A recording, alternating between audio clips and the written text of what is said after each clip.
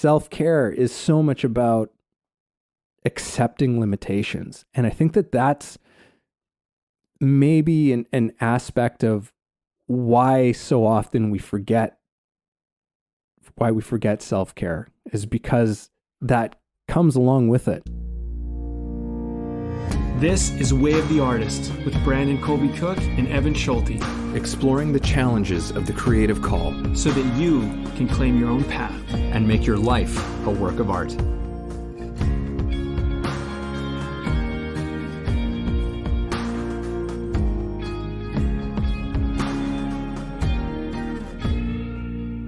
Hey everybody, welcome back, or welcome for the first time, to Way of the Artist. And today we're talking, I don't know if this is what we'll end up titling this episode, but starting from a place of this idea of don't forget to take care. And we're talking a little bit about, self-care. We were Brene Browning a little bit, talking about self-care, taking care of ourselves, and the importance of that, how so often it's something that we let slip. It's very often when things get busy or when life gets a little bit more chaotic, it's very often the things that we do to take care of ourselves are the things that get cast aside. And in many situations, it's actually becomes more important that you make sure that you continue to do those things as opposed to letting them go. I mean, there are moments where, sometimes you need to put some comfort aside. You need to put some things aside to deal with something, but that's usually a temporary thing.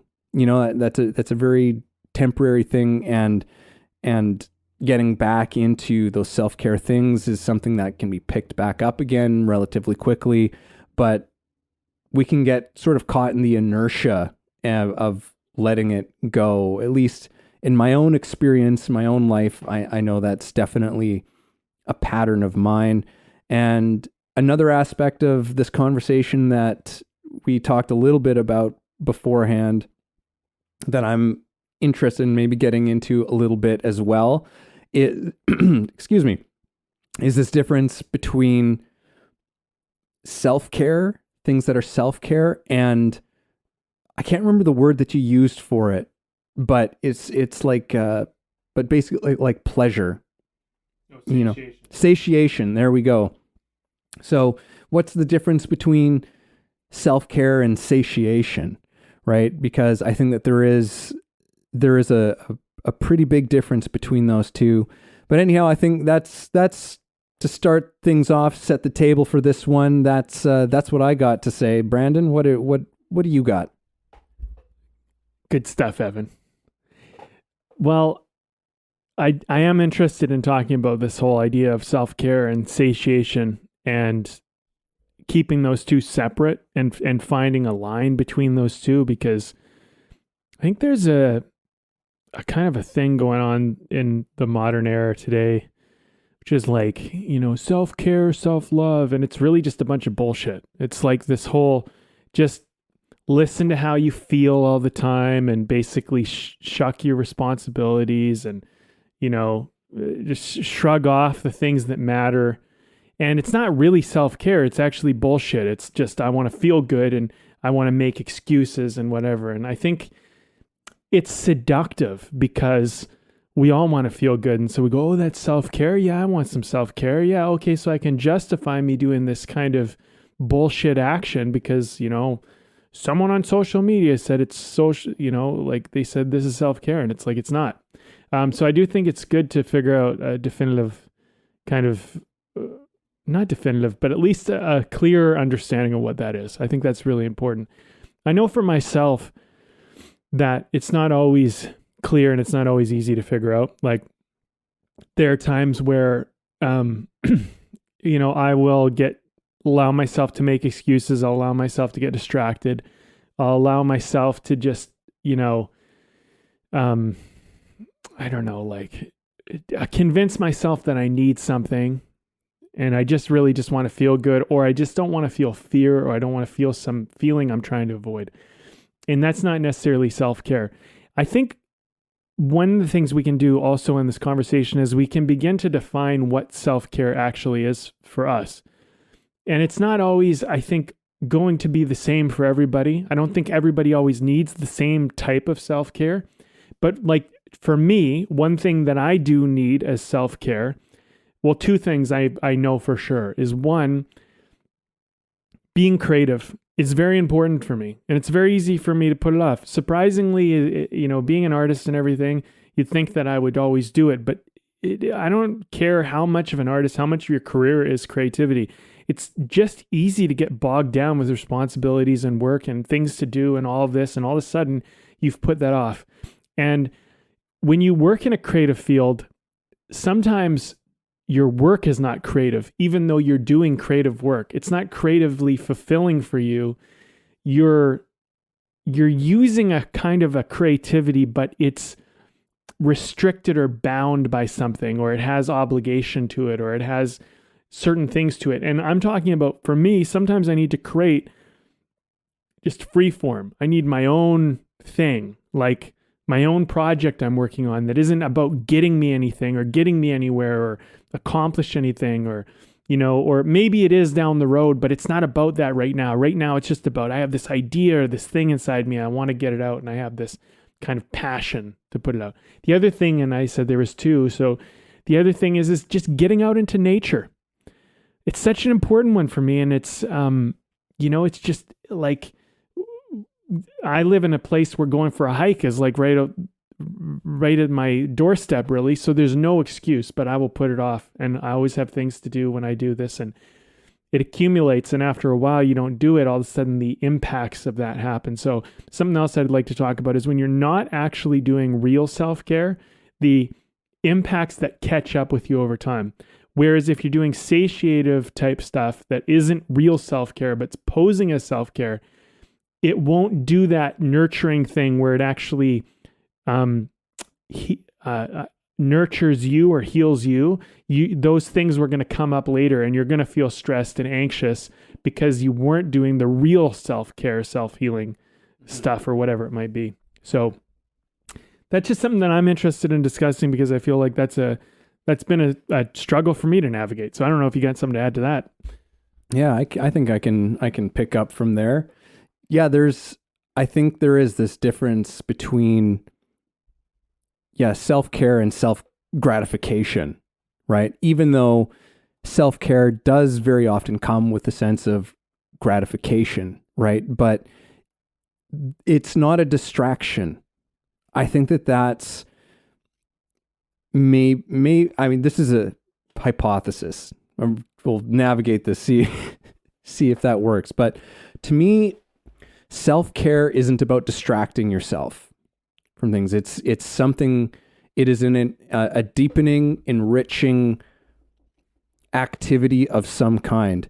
And, there's a part of me that's tempted to say that it's usually time that you take to yourself, but I don't want to rule it out that, sometimes self-care might involve just getting together with a friend. I think that sometimes, if you're spending a lot of time to yourself, sometimes self-care is like, holy shit, I need to talk to another person. I need to remind myself about other people and other perspectives and expand the world beyond, whatever I've got going on in myself. Right. But I think that very often, at least for myself, like self-care is time to myself. And I mean, maybe as like a husband and a dad, that's maybe more important to me. Where it's like, oh yeah, that time alone by myself is where I find the most amount of self-care typically. And that's definitely something that goes by the wayside for me. And for me, I think you touched on something, because I don't, as you said, I think whatever that is going to vary from person to person to person. Whatever your self-care, what your actual self-care things are, is going to be different. But I think that there's probably a few things that it tends towards, or there might be some common elements to a lot of these things. And you brought up one, which is nature. And that's a huge one for me. And I think that's for a lot of people as well. I think that reconnecting to nature is something that is so important. Going and just being with some freaking trees and rocks and and bodies of water, whatever the hell it is, right? But just that there's something about nature, without going too much into what and why that all is necessarily, but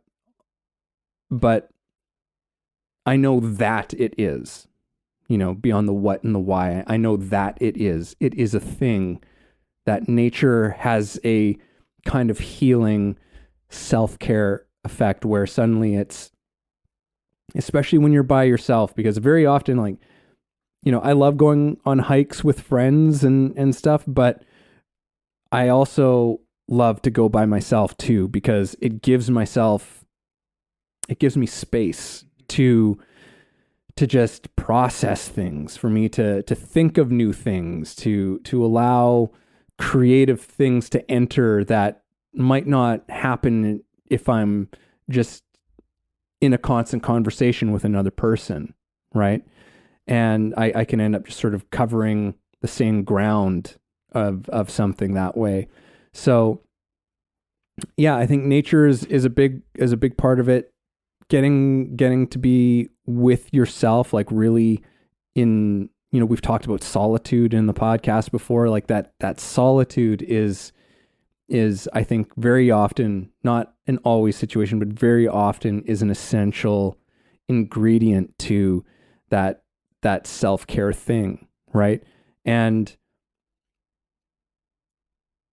the knowing when it becomes a distraction, though, I think is when it can become a little bit tricky, because I know people who they'll label like just sitting on the couch and binge watching TV as like, well, that's my self-care.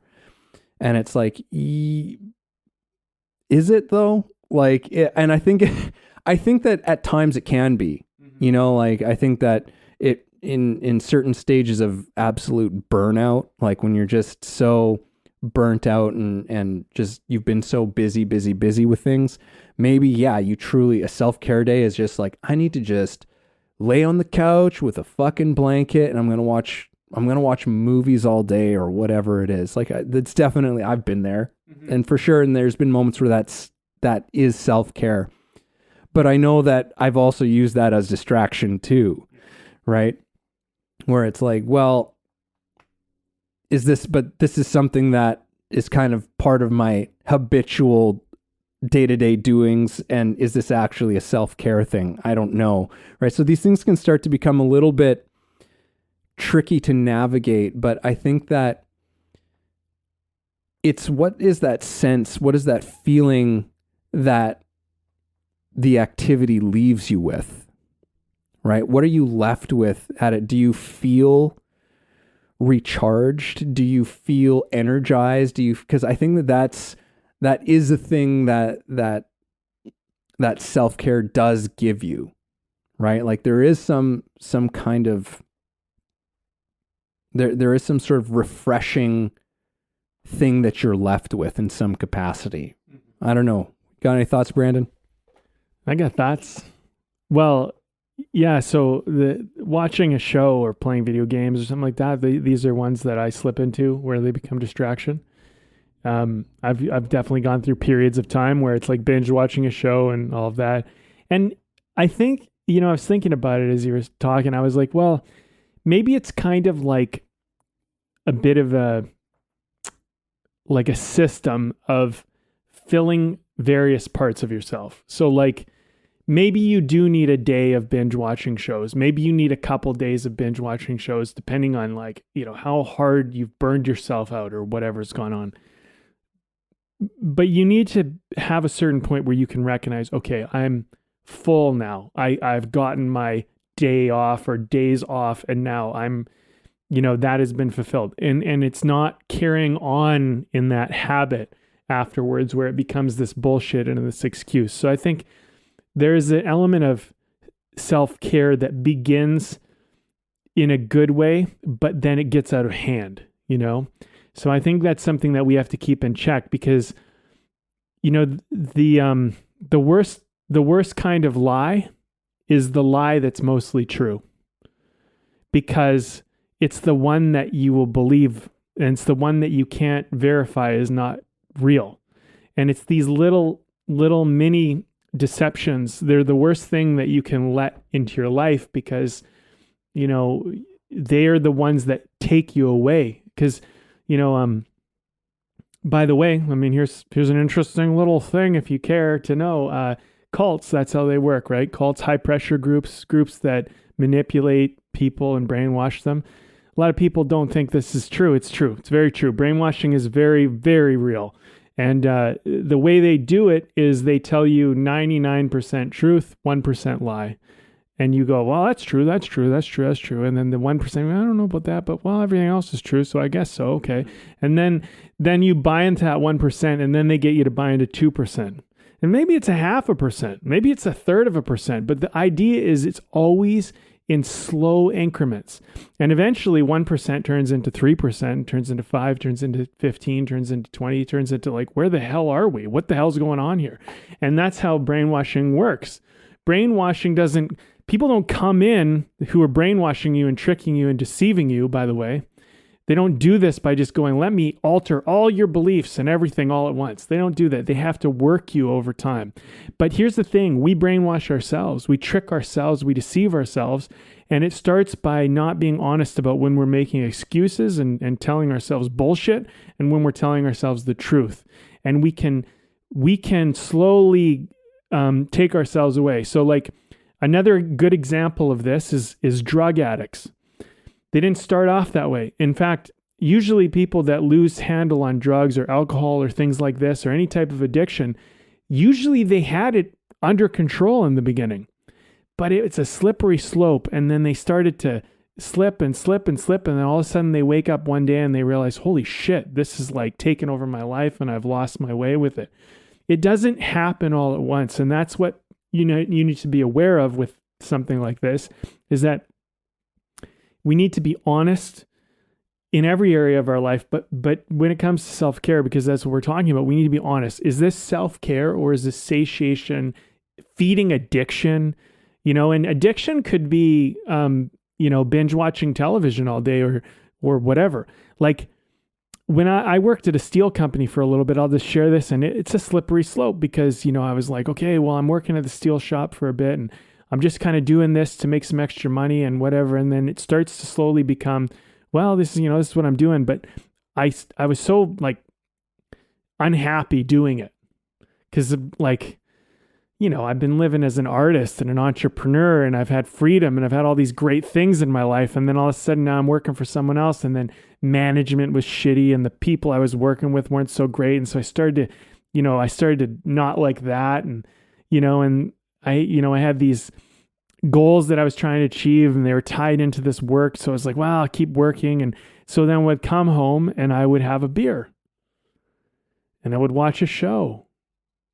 And then pretty soon it became, okay, I'm so tired. I'm working overtime. I'm doing this stuff for this work. And it would just, the habit became come home, have a beer, watch a show. And then I wasn't doing any creative work. I wasn't writing any scripts. I wasn't doing anything for my business anymore. And this happened, slowly but surely. It just eroded away all the good things that I was doing in my life outside of work. And I'm sure a lot of people can relate to this. You're not playing with your kids anymore. You're not giving your wife or your husband attention, or whoever attention, right? You're not spending any time working out, going out, doing any nature, nothing. And it's just a slippery slope. And this is what I'm talking about. This is addiction. This is what it looks like. It's innocuous. It slips in there little by little because you bullshit yourself, and you're not honest that you're running away from a bad feeling, or you're just trying to get a good feeling. And this is my final note. I don't think self-care should be about how it feels. I do think, and you pointed this out, I don't know if we we actually recorded saying this, but you pointed this out. Often self-care does feel good, but not always initially. And this is an important thing I want to point out. I know that when I get on the hike and I start hiking, it's going to feel good. But getting out of my house, putting on my boots, walking out sometimes into the rain, that is not comfortable. And I don't want to do it. So getting out of the inertia of staying inside and just going for a little hike. And I have all sorts of excuses. I don't really have time. It's going to be a big deal, blah, blah, blah, whatever. I make all this shit. That's all bullshit. And you need to call yourself out on that, because that is how the inertia of addiction works. And all of a sudden, you just haven't gone on a hike in a while. You haven't gone out in nature in a while. You haven't gone to the park. You haven't done anything. You haven't played with your kids. You haven't done any of the good stuff that you should do. So, Evan, thoughts on that one? Well, yeah, I mean, I think, again, it's like finding that litmus test of knowing what the truth of the situation is. And it's funny because, yes, very often there can be a grain of truth to what your excuses are, right? What my excuses are. But it's like at a certain point, though, it becomes so obvious that it's all bullshit, right? Like it's like, wait, there's actually no truth in here. So there's a weird thing to that where it's like, it looks like on the surface there's some truth to it, but at the end of the day, when you get down to brass tacks, you just go, oh, this is absolute bullshit. Like I'm telling myself a bullshit story that. Yeah, I mean, unfortunately, it usually takes a lot of pain to go, it's like, whoa, holy shit, I need to do these things, and that's very often, when you hear from like a friend or a family member and they're making a big fucking change in their life, and one that they actually stick to, or maybe one in your own life, it's very often if you can think back to one of those moments, or you can look at it, it's just like, well, yeah, it's because it got to a point where it became so difficult that it became harder for me to continue to do this thing than it was for me just to do the thing that felt hard initially. Right. That's the thing, because like, you talk a lot about this. It's like, why do people do bad things? And you say because it's easy, but I always think about that, because I'm like, I don't know if it is easy. Ultimately, I don't think it is easy. That's the problem. Like, it's easy in the moment, but it's hard. It's hard over the long run. Yeah. Because it's like, it becomes much more difficult to continue to do the quote unquote easy thing, because of how destructive and empty and whatever else those things start to become, right? Where suddenly a drastic shift becomes necessary in order to just continue on, right? Can I say one thing? Yeah. Okay. I'll just give real quick. There's a saying that I like to remind myself of. It helps me a bit, but it's short-term gain, long-term pain. Short-term pain, long-term gain. And this is a very hard one for us to work out, because when we're emotionally guided in our lives, we want that immediate gratification, that short-term gain, and we kind of trick ourselves, oh, there won't be any long-term pain. I can get away with it. And then the long-term gain, short-term pain, it's very hard for us sometimes to do that little short-term pain thing, even though we know it'll be long-term gain, because we convince ourselves, hey, I'm going to do this short-term pain, but it's really not going to lead to long-term gain. So why bother? That type of thing. So I wanted to add that because you were talking about how pain is a big part of this change thing. Yeah. And just on what you said, like I'm thinking of just maybe a personal example, because the thing is, I think very often when we think of like long-term gain, I don't think it's even as long-term as you think it is necessarily, right? Because if I'll use just an example of like, okay, I have a free day, like I don't have to look after my son, and my wife's off maybe doing something with him or whatever, and I'm not that this has actually been a reality in my life and for the last couple of years, but it's like I hypothetically, like I could choose between a couple of things, like, oh, no one's here, you know what, I could just stay at home all day and I can play video games and just watch TV and whatever. I know most likely how I'm going to feel by the time evening rolls around. If I do that, I'm going to kind of just be in this weird low energy fog, and I'm going to be kind of like, what did I do with myself today? I'm going to just have this kind of lethargic feeling about myself. And maybe it's because it's not a super nice day outside. But if I just took the short-term pain, which is actually very short-term, of like, okay, you know what? Get my good fucking rainproof boots on. Make sure I'm like layered, got my long raincoat on so I'll be dry. And I'll get out there in the cold air or whatever it is, and I'll just deal with it. But within minutes, I'm totally fine. In fact, within minutes, I'm breathing the fresh air. I'm taking in, like all of the trees and the creeks and everything. And I'm just like, and I'm in fucking heaven, I'm just in such a qualitatively better state of being within minutes, but all it took is just for those few minutes of just getting myself out the door. So just something about what you were saying, it's like the long-term gain isn't like, oh, this is going to pay off next year. It's like, no, that it's actually, I'm yielding returns within minutes, but it's just that initial first step. And that's so often the case with creativity. And getting out there for a hike or getting out for a walk in nature is a creative thing, right? And maybe that's a good question for, I think of is it something that's enriching? Is it an actual creative activity for you, right? That is kind of maybe some questions that to use as a litmus test of, is this thing just self-gratification or is it actually self-care, right? Because if it's a creative thing, then it's self-care, right? There's some creative energy that is being rejuvenated or ignited or something like in your being that's happening there, as opposed to it just being, like a limbo type of a state, like a neutral, or sometimes I think, distractions and self-gratification can actually be not just a neutral thing, but they can actually be a destructive thing for sure, right? Like they can take energy from you. Like I said, like if I sit on the couch like all day,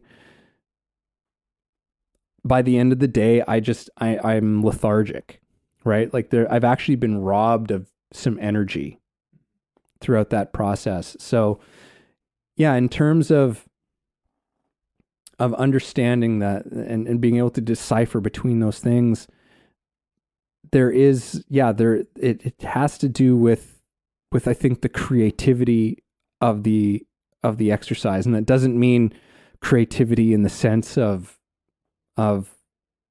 oh, I'm painting a picture, or while I'm out for my walk, I'm writing a new song in my head. I mean, maybe that happens, but not necessarily. Like that's not the reason within which you're doing it. It's like I'm going out for a walk just because I'm going out for a walk in the woods. I'm doing that activity unto itself, and sometimes things come out of it, but there's something just within the simplicity of just doing it for its sole purpose, that there's still something creative happening there, right? There's still something very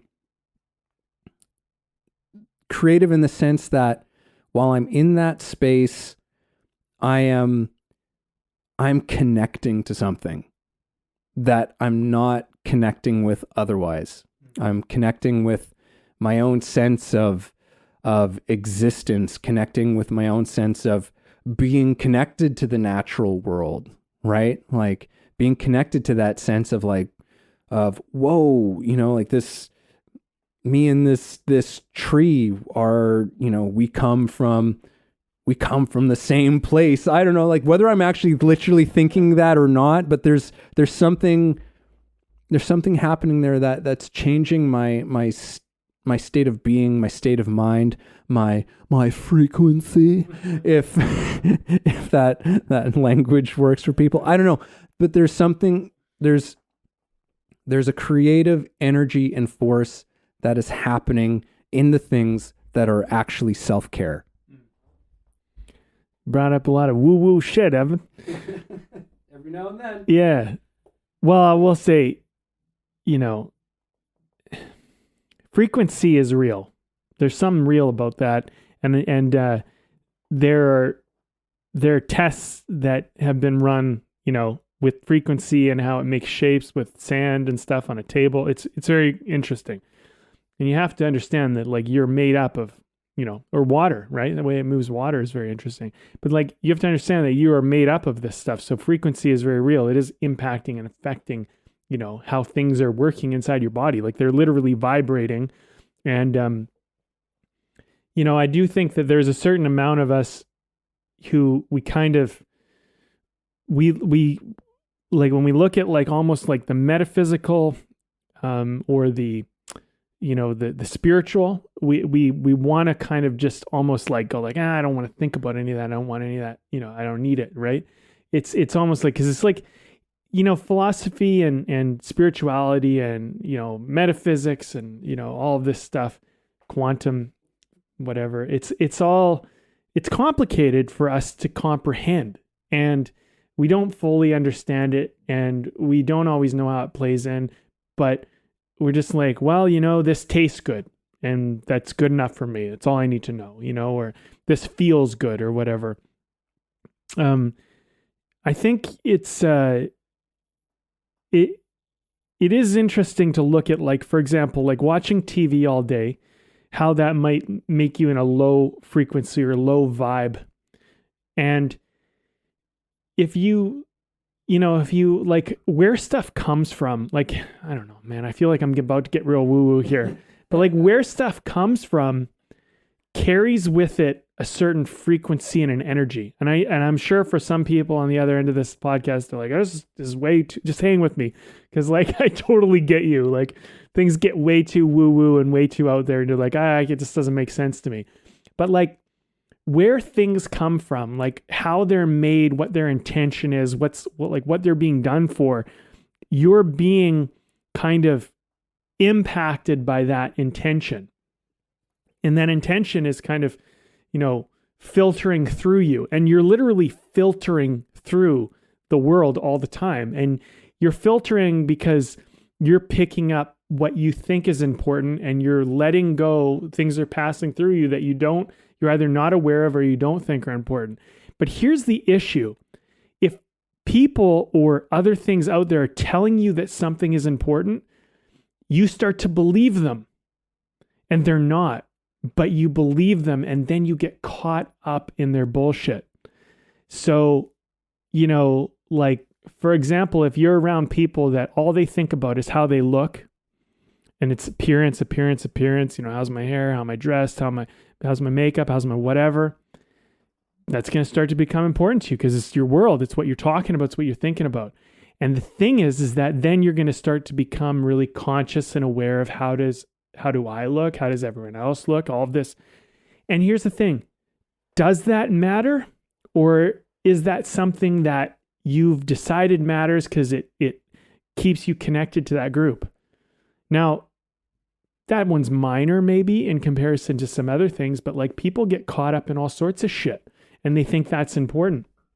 And sometimes they're caught up in low vibe shit, but the thing is to be accepted in that group, you have to care about what they care about. And if you stopped caring about what they care about, and if you actually even looked negatively upon it, they might downright reject you, kick you out of the group, ostracize you. There's all sorts of things that can come. So this is where, the inertia of hanging out with toxic people or people that are bad for you or groups or situations that are low vibe, low frequency, negative, energy sucking vampire bullshit. And you're going to these people for self-care, and they're like, here's a good example. I'll just give you another one. You're hanging out in high school and you hang out with your friends and they just make fun of you all the time. They pick you, they nitpick you, they point out things all the time. And you start to feel like, hey, it's actually a little mean. It's not playful and jovial. It's actually kind of cruel. And, you start to notice that someone's maybe, if you start paying attention, maybe they're a little jealous and maybe they're picking at you because they actually are trying to knock you down a peg so they can feel better about themselves. Self-care is about recognizing this is a fucking toxic situation. And either the situation needs to change or I need to remove myself from it. And that's very hard for people because they don't want to be rejected by people. They want to be accepted. There's all this stuff. So what are your options? The painful option is you confront the person and say, hey, I don't like the way you're talking to me. I don't like that you said that. I want you to stop. Here's the situation. Maybe it's someone who actually cares about you. In that case, you might be able to open up more and say, you know what? The way this makes me feel, because not everybody you're going to be able to tell them that. You can tell them it impacts me this way and I don't like it. But if they're not so close to you, you won't be able to be so vulnerable. And then they might make fun of you. They might say, what are you, a wimp? What are you, blah, blah, blah, whatever. Then you can have the decision. Okay, I'm going to leave. I'm going to walk away. But here's the thing. Self-respect is a form of self-care. Because when you don't respect yourself, when you tolerate bad behavior, when you compromise your boundaries all the time, that's a form of not having self-care. I mean, here's some interesting points. So, Evan, I'm curious to hear what you have to say about that because boundaries for me was a big one I had to learn. Honestly, I think that in many ways, I made a reference to Brene Brown earlier, and it's and she's one shop cookie, that one.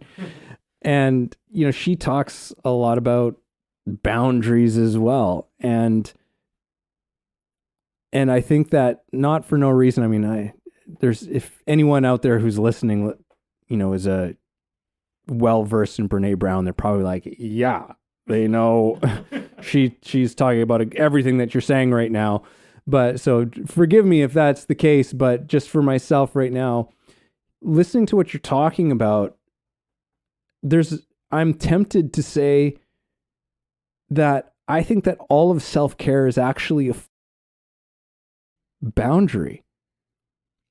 And I also want to bring in is also I want to bring in the word limitations, because I think that that's something that I think is a big part of in this idea of why do we forget to take care, right? And we live in a culture that hates to accept that there are limits on anything.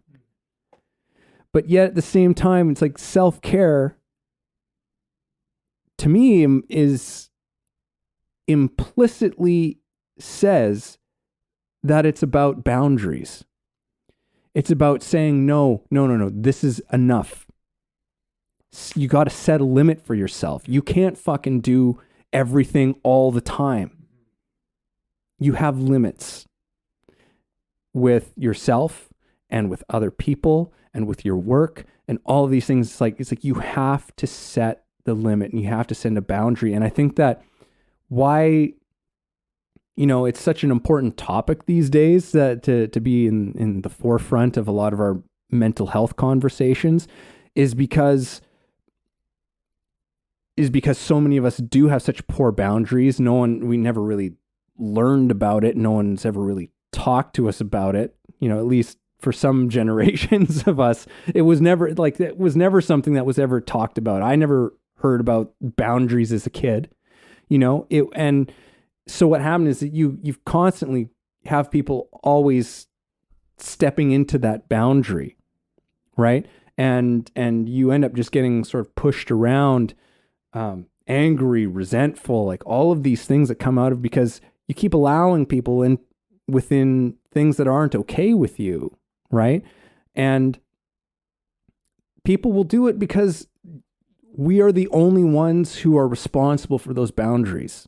No one else knows what those boundaries are for us. No one else can accept that for us. It's why it's our responsibility, and it's a very important responsibility for us to have, is to set those things up, right? And again, not just for other people, but for ourselves, right? And maybe even more importantly for ourselves, to say like, holy shit, I need to just take a fucking breath here, right? But again, it can be very tricky because I think that we have been conditioned to this sense of there's no limits. You can do everything. You can do it all. You can have it all, and if you can't have it all and if you can't do it all, then there's something wrong with you. Right? And whether that's explicitly said to us in our society, in our culture, probably not so much. But when you think about how so many of us operate, that's kind of how we're operating, right? No one wants to accept that we have limits. But we did a podcast a while back about how actually how important limitations are, how accepting limitations is actually an essential ingredient for us to be creative, right? Like in so many ways, limitations are essential to creativity because it prevents us wasting energy in places that we've got no business being in, and where we can actually focus on where our gifts and our talents actually are, right? And we can really put those things out into the world. The things that we're best at, we can put more powerfully, I suppose, into the world than trying to just do everything else in all these other areas that we don't give a shit about, that at best will only be a C+ at in our lives, right? It's like, why are we focused? That's something that I remember from what's his name? Tim Ferriss. Oh, okay. 4 Hour Work Week. Yeah. It's a sentiment from that book where he's like, why would you spend all of this time trying to get good at something that at best you're only going to be like a C+ at, right? When you can focus your efforts on the things that you can be a fucking A, you can be an A+ at. Mm-hmm. What do you think someone's going to want you for? Mm-hmm. Are they going to want you for the thing that you're a C at or the thing that you're an A+ at? Let's focus on the A+. And that comes down to limitations, right? So I'm going to see if I can bring this back in a little bit here, but self-care is so much about accepting limitations. And I think that that's maybe an aspect of why so often we forget self-care, is because that comes along with it, is that it's accepting a certain kind of limitation, that accepting certain kinds of boundaries that we have to have. And sometimes setting boundaries is uncomfortable to do as well. But ultimately, self-care is actually, at the end of it all, in many ways is about being able to show up for others and for yourself in your best possible light, for lack of a better term. Yeah, there's an interesting point that you brought up here about boundaries and limitations with all self-care. And I do think that there's something about this which doesn't even involve other people, which I think is very interesting, like boundaries with television, boundaries with video games or drinking or whatever it is that you do that's kind of feel good fun, whatever.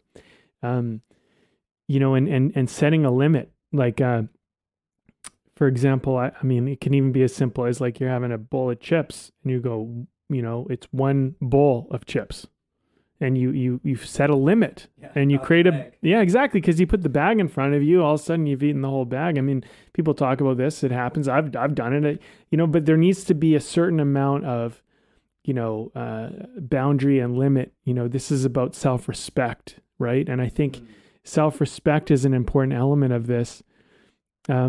It's interesting also, like how this maybe relates to creativity. And I think there's a certain amount of intake with self-care. Like we want to take it in, we want to get it. So you're watching TV or you're doing something, you're like taking it in. But there's a certain amount of self-care which I think gets more neglected, which is what we're putting out. And I don't think we always think of self-care as what we're putting out. When I look at the self-care world and how people talk about it, it's always about, treat yourself. I'm going to take care of me. I'm going to get this thing. It's going to, whatever. It's always get. But like I actually found a lot of time the best self-care is about what I'm putting out. Like what I'm creating, what I'm writing, what like the weight I'm pushing, this type of shit. And who I'm reaching out to connect with, like that I haven't talked to in a while. Things that I'm doing outward. And I've definitely been caught up in the self-care indoctrination of, it's about me and it's about pampering and taking care of myself and all that shit. And I do think there's an element of that. But I still don't think it's the whole story. And I think that we have to have boundaries around taking too much.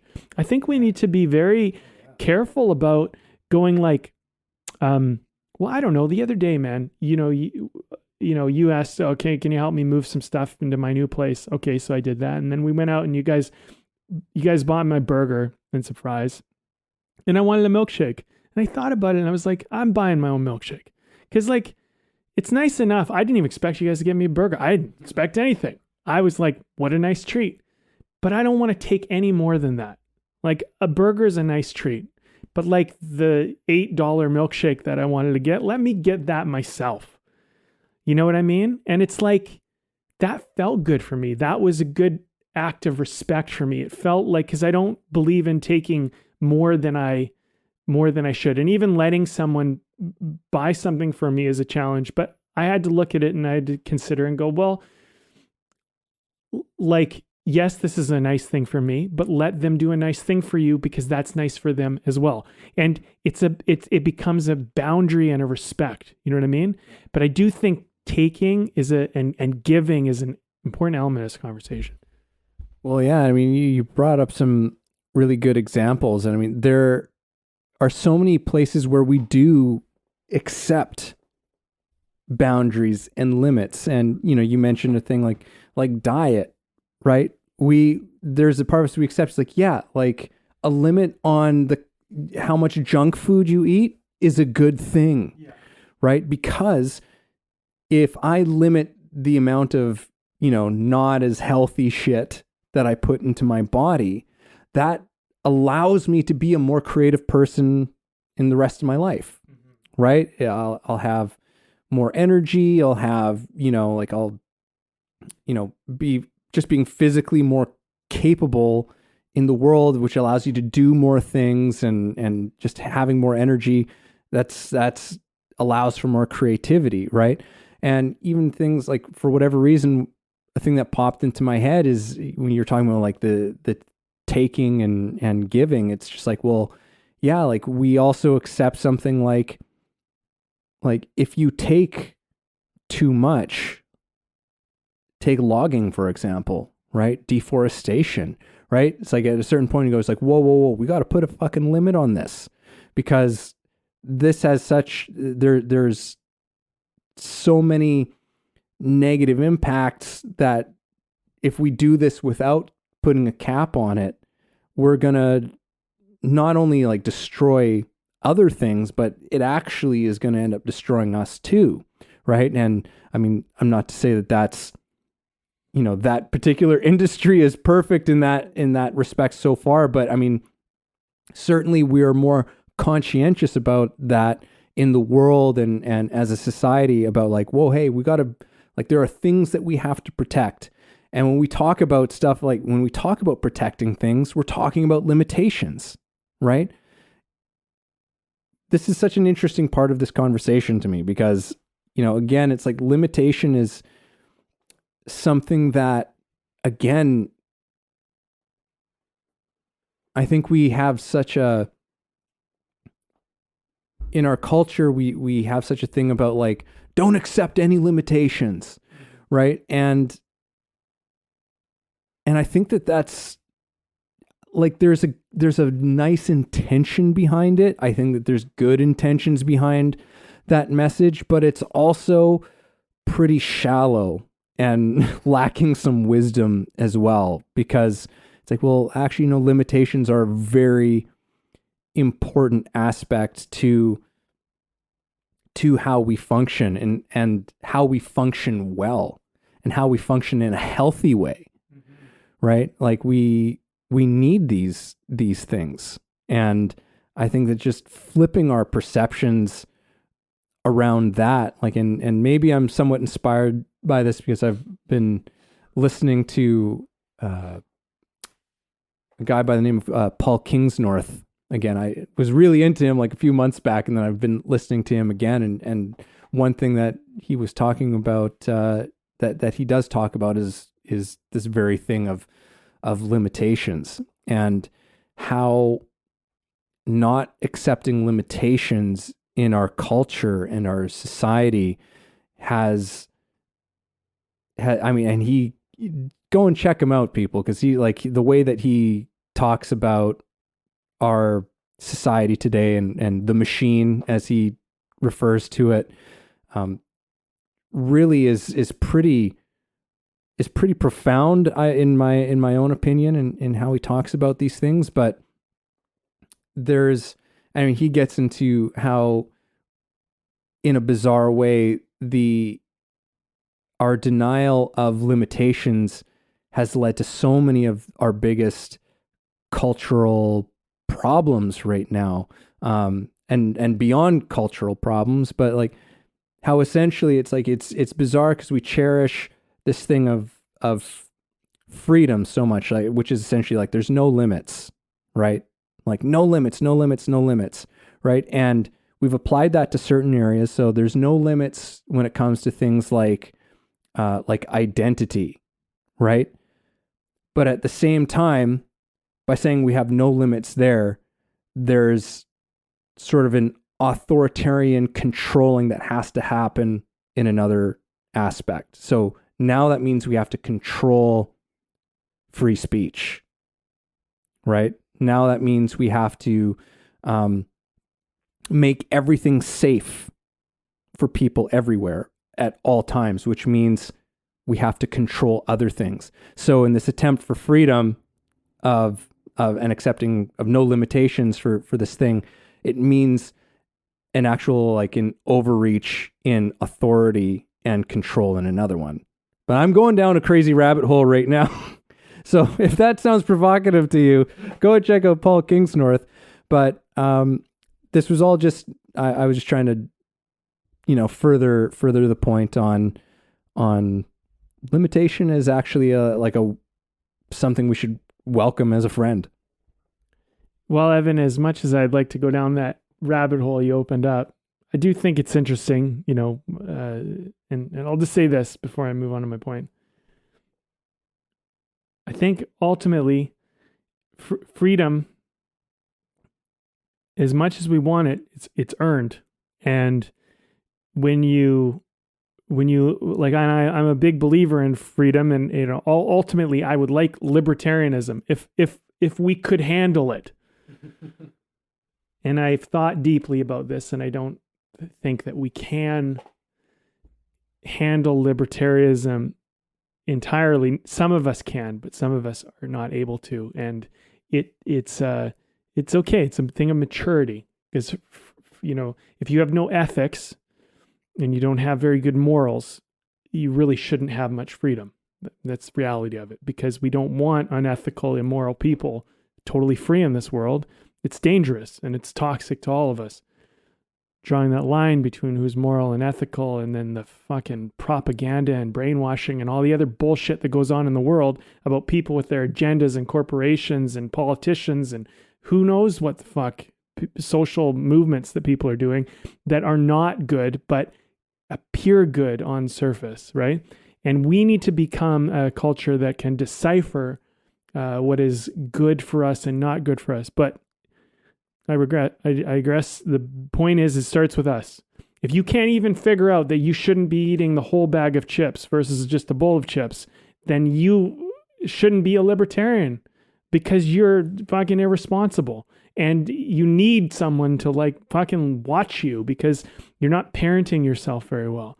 And, you know, and I'm not trying to say this to hurt anyone's feelings. You know that. You know that. And you know you're telling yourself bullshit, and you know you're not taking care of yourself. And we all do this. So it starts, you want freedom in your life, and I do believe freedom is the highest form. Autonomy and freedom are the highest values of this world. And we're lucky that we even get any of it.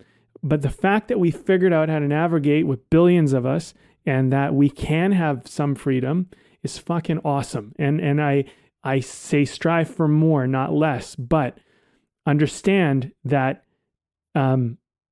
we sometimes don't get as much freedom as we would like because we're irresponsible, we're careless, and we're lying, and we're full of shit. And if you can admit that in yourself, it's the first step to true freedom, is to recognize that you're flawed, recognize that you're satiative, recognize that you have all these things that you do. And then if you can consciously start to change that in your life will expand and you will begin to have options. You know, and it's an interesting topic because, you know, we all have to figure out how to live together. And, you know, that's as far down that rabbit hole as I'm going to go today. Here's where I really wanted to go though. Where I wanted to go is with creativity. You know, look, if you're going to write a script, you better have limitations. You better have boundaries. You better have some restriction. If you don't, I mean, your story is going to probably suck. It's the reality. It's not going to be good because it's going to be aimless. It's going to be too out there and it's not focused. You need focus. You need direction. One of the things they've done in the film industry as a good standard, and I try to share this with everybody who wants to write a screenplay, is what of the 5 genres are you sitting in? And the 5 genres consist of, and there are subgenres and styles and things like that get incorporated into all of this. So don't worry, you're not as bound as you think. But are you in the drama, the comedy, horror, action, or thriller? And whatever genre you're in, it promises a certain delivery of something, a certain type of emotions. You know, if it's comedy, I expect to be laughing. I expect it to be funny. And if it's drama, then I expect some type of emotional depth to it. If it's horror, I got to be scared or at least creeped out or something, you know? But if you don't give me that, then it's like I'm just kind of in this experience, right? And I'm not saying that you can't make me laugh in a comedy or make me feel emotional in a horror movie. Like not make me laugh in a drama or a horror movie, whatever. I said it wrong. But the point is that you have a primary focus in which you're keeping things in. It has a purpose of what you're doing. And I come back to like self-care. Self-care is very much the same way. What is the goal here? What are you trying to do? You say you're self-care, right? So you're sitting around watching TV all day. But why are you watching TV all day? What is the purpose you're serving? What is the goal here? And when do you know that will have been achieved? And it cannot be just, oh, it'll feel like it. It has to be like, you know what? I'm going to give myself 12 hours of television watching. But when that fucking 12 hours is up, that's your boundary. That's your limit. You are done. No matter how you feel. And if you don't feel the way you hoped you would, well, you fucked up. And you need to admit that. And you need a new self-care activity, not 12 more hours of television. But that's the problem with inertia. We go, oh, I didn't get it in 12. I guess I need 24. It's like, fuck off with that bullshit. You know what I'm saying? This is the thing. Freedom comes from your limitations, boundaries, and honesty and self-respect. Self-respect is not eating a full bag of chips. It's eating a bowl of chips. That's self-respect. If you don't have that self-respect, then you don't have good boundaries. And this is why your life is in trouble, because self-care is sometimes about what you don't have. I'm going to have chips, but I'm only going to have this many chips or this much ice cream or whatever. One thing I learned about myself, Evan, as far as food goes, is share this: fast food. I'm fucking done, man. I don't eat fast food anymore. It's over. Mm-hmm. The days of fast food are over. I used to justify it. I used to do it. Whatever. Some people do. A lot of people do. But listen, I don't feel good. I don't like it. I know too much about it. I don't like what it does to my body. I don't like how it's fucking done. I don't like any of it. And I don't want to contribute to a world of fast food anymore anyway. So you know what? I said, fuck it, I'm going to stop. And it was hard because it tastes so fucking good. And it's so fucking easy. And a lot of time it's cheap. Not so much anymore these days, but it's just, the thing is you just go, okay, like and I look at it and go, it's a sign of disrespect to yourself, Brandon. Don't do it. For me. Now, if someone else does it and they're okay with it and whatever, that's fine. But I've made my peace with it. And as somebody who ate a lot of fast food in my life, I've eaten enough at least, I can say that, listen, I had to change. I just recognized, hey, this isn't good anymore. Don't do it. And I think this is where limitation and restriction and self-respect exist. Creatively, though, also, here's the last thing. I know I'm fucking popping off on all sorts of areas. Let's come back to script writing. If you actually want to complete a script, put limits on it. That will help you actually write a script. If you don't have limits, it'll be very, very hard to complete it. I can promise you that. Try to look at, for those of us who really love freedom in our art, look at the restrictions and limits and boundaries as actually something that actually helps you stay on track. Yeah. Way of the artist is what we're called, right? But if when I think of way of the artist and I think of being on my path, I think of walking a trail, or picking a path I'm going to walk, even if I'm walking through a field, but it's my path and I need some limits. I'm not walking everywhere in the field. I'm going from point A to point B, and I don't need to be everywhere on the field. I just need to get from where I am to where I want to go. And that means this path makes sense to me.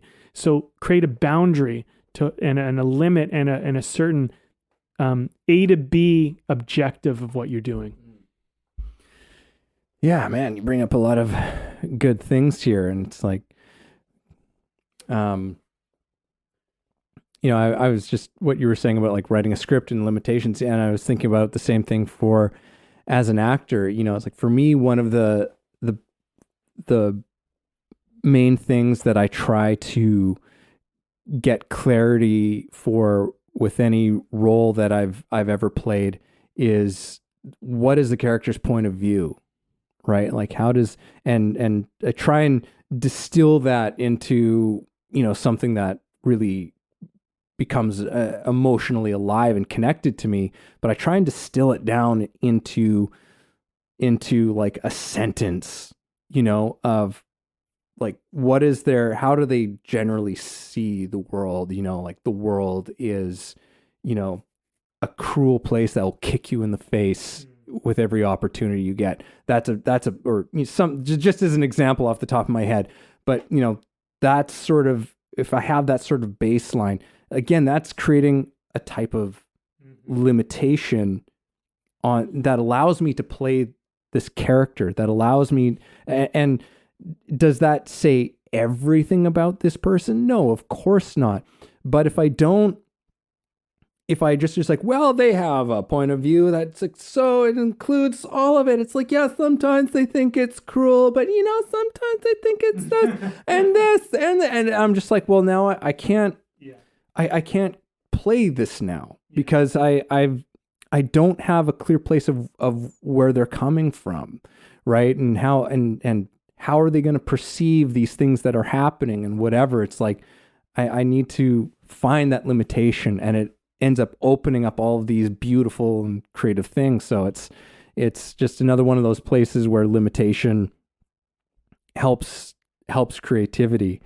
And there was something else that you had said, but I can't remember it now, which is probably all for the good because we probably need to wrap this one up anyhow. So beer. Yeah. Let's just quickly talk about this beer we've been drinking over this conversation. This was my doing on this one, and we're drinking a salted chocolate porter from Steamworks Brewing Company in Vancouver. Brandon, what do you think? Yeah, man. I thought I had this one. I don't know if I've had it before, but it's delicious. The first sip I had, I was like, wow, this is really, really tasty. And, I do like a porter every now and then. They're not the most common beer that I drink, but This is a good one, man. It is tasty. It's like having a nice little, almost like a dessert. They got it just right. I don't know. All I can say is positive things. It's been delicious. Yeah. No, I was pleasantly surprised. I was concerned. I was like, I don't know, it could just be too much. Because every now and then, not too often, but every now and then I get a porter that's just, or a stout that I was just like, whoa, this is too much. I can't remember what it's like. Very often I find stuff like caramel, when I start seeing like when they're throwing that kind of stuff into it, and I'm just like, no, this is just too much for me. But this has been tasty. Yeah, I like it. All right. Some final thoughts. I mean, I'll just leave it with, at the start of this, I don't know if this is what we're going to end up calling it at the end of it, but, start out with this thing of don't forget to take care. And just again, part of this is a reminder of, hey, like, take the time to take care of yourself, in the ways that are actually really, truly taking care of yourself. And only you know what those things actually are and what the things are that might be kind of bullshit, getting honest about those things. What are the actual things? And, typically, this time of year, the days are short, the weather is cold, for many of us in the Northern Hemisphere. It's can be a challenging time of year, and there's a lot of commitments very often. And look, very often it's in these times that it's more important than ever to make sure that you are still doing these things to take care of yourself so that you can show up as best as you can for yourself and for others. This is the whole thing of self-care. And again, coming back to me, what was an interesting part of this conversation I wasn't expecting was that how much of self-care is really about is about those boundaries and setting limits, right? And just doing the things that are enriching and the things that are creatively connective for you, and make sure that you're carving out some time to do that. As we said, with boundaries, you're the one that is responsible for that thing. We can translate that directly into your self-care is your responsibility. It's not somebody else's responsibility, although I'm grateful to my wife because she's maybe more conscientious of my self-care than I am for myself sometimes. And I'm grateful for that. But ultimately, it really is my responsibility to do those things. And so you can't assign that to anyone else. And so make sure that, if you do have people in your life that, you're responsible for and stuff like that very often, if you got good people in your life, you communicate what those things are. It's like, hey, I need to make sure that this is something that's happening for me on, a weekly basis or whatever it is. And set that time aside because no one's going to do it for you, and make sure that you do that. Take care of yourself, and a creative life it's necessary for a creative life. Yeah, there's a lot of interesting things that came up in this conversation, and I would say,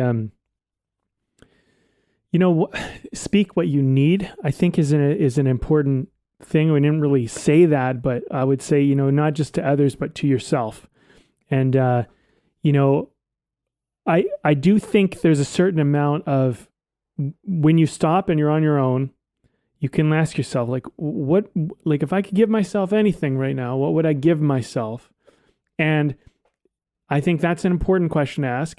And then if I could do anything that would make me feel enriched, or that would enrich anything that would make me feel, that would help me, I think that's an even better second question to ask. And I think that's an often neglected question. So I think one of the things that I recognized during this conversation was, self-care isn't just about what I get, but it's about what I give. And I think you should also have boundaries on what you give. I don't think if people are asking you for things that you don't really feel like you want to give, I think you should set boundaries and say, well, I'm not comfortable with that, or, I don't feel up for that. And being being honest, I think, is the best policy. I do think that we all kind of think of ourselves as relatively honest, but just don't give yourself that, like, and just be like, yeah, I'm honest. Like really, like, try to find where you're full of shit. It's actually good for you, like, try to find where you trick yourself and where you deceive others, and and you do it in like little crafty ways, like the white lie. That's what you really want to look for, the white lie, the thing you think is harmless but is actually more harmful than you realize. Evan, for example, your wife said to me, hey, I got a painting, do you want it? And I was gonna go, oh no, my mom's giving me some paintings and come up with some bullshit. That was my first thought, because I didn't want to hurt her feelings, because maybe she'll be upset. And I was like, nah, you know what? I don't want it. It's not my style. I said, just say the fucking truth. Who gives a shit? You know what I mean? Like, she's your friend, like, whatever. Like, and I did the honest thing. And I just said, you know what, Brandon, good. That's a fucking win, because that's a white lie. That's a little bit of bullshit, and it seeps in. And so, like, my intention is not to hurt anyone's feelings. I don't want anyone to be upset with me or upset or to feel bad or anything. I don't want that. Obviously, it's a high value of mine. But at the same time, let's try to just be honest with ourselves, because it's not all about how we feel. And I think that's a message that I try to remind myself of, and I suppose I share with everyone else on the podcast, is that, sometimes the higher value in life is not just about how it feels. It's about the good thing we're trying to create. It's about the moral and the ethic we're trying to build in the world. And, and so I think, as we talk about this whole thing, remember to self-care, remember to hold your ethic in the world. And ethics aren't just about morals and like being a good person, but they're being good for you. Like, stay true to you and be known as a person who has clear limits and clear boundaries and has a line that you don't want to be pushed past, and begin to shape your world around that existence. And not just when people are watching you, but when you're watching yourself. Ergo, you open a bag of chips and you go, okay, I'm only going to have this much, and stick to that. And that's a boundary, and that's a limit, but it's a good thing. And this is self-care, and give yourself some of the good, but don't overindulge in the good where it becomes bad.